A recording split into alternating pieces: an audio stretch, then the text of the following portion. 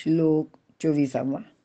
नभस्पृशं दीप्तमनेकवर्णं व्याप्ताननं दीप्तविशालनेत्रं दृष्ट्वा हि त्वां प्रव्यथितान्तरात्मा धृतिं विन्दामि शमैश्च विष्णू.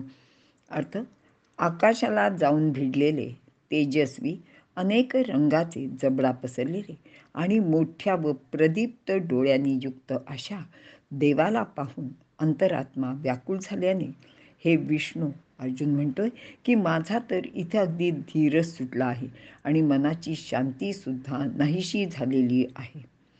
विवरण: या श्लोकात भगवंताचा नभ भेदून किंवा नभाला स्पर्श करणाऱ्या रूपाला अर्जुन पाहत होता. कारण याआधी त्याने विविध आकार व असंख्य अशी मुखे, डोळे, हात, पाय इत्यादी गोष्टी पाहिल्या होत्या. आता तो भगवंताची उंची पाहत आहे. तर भगवंत आकाशाला स्पर्श करीत असल्याचे अर्जुनाला दिसायला लागते. माणसाची दृष्टी जेथपर्यंत जाते तेथपर्यंत त्याला आकाशच दिसते आणि त्यानंतर मात्र त्याला निळा रंग दिसू लागतो. यालाच दृष्टीचे आकाशाला स्पर्श करणे असे म्हणतात. अर्जुनाची दृष्टी जेथपर्यंत पोचली होती किंवा जिथपर्यंत जात होती तिथे फक्त भगवंताचेच दर्शन त्याला घडत होते. शिवाय ते रूप विविध रंगीसुद्धा दिसत होते. ते अतिशय दैदिप्यमान असे सुद्धा होते. जगाला जणू खाऊन टाकण्यासाठी या विश्वरूपाने आपले मुख पसरले आहे. त्याचप्रमाणे अतिशय दैदिप्यमान व विशाल असे नेत्रही अर्जुन पाहत होता.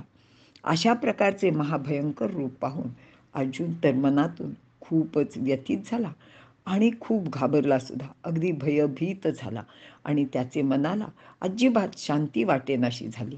तसेच त्याचे सर्व धैर्यसुद्धा नष्ट झाले, गळून पडले. या भयंकर विश्वरूपाचे दर्शन एकाच वेळी संजयाला व अर्जुनाला सुद्धा होत आहे. येथे अर्जुन घाबरला आहे, त्याचे धैर्य नाहीसे झाले आहे. कारण भगवंताचे खरे रूप त्याला आजवर पाहायला मिळाले नव्हते. तसेच त्याचे विशेष तत्वाला अर्जुन अजिबातच जाणत नव्हता. तो त्याला आपला सखा, मित्र किंवा नातेवाईक समजत होता आणि सर्व काही तोच आहे, म्हणजेच वासुदेव सर्व हे तत्व फक्त संजयाला मात्र फार पूर्वीपासून ठाऊक होते. त्याचप्रमाणे भीष्म, विदुर, कुंती हेही भगवंताला या विशेष तत्वाला जाणत होते. पण अर्जुनाचे मात्र तसे नव्हते. त्याला श्रीकृष्णाचा हा प्रभाव अजिबातच ठाऊक नव्हता. त्याचा विमूढ भाव अद्याप पूर्णपणे गेलेला नव्हता. हेच त्या भीतीचे एकमेव कारण आहे. पुढील श्लोकात अर्जुन त्या महाभयंकर विराट स्वरूपाचे आणखी सुद्धा वर्णन करणार आहे. इथे आपण थांबूया.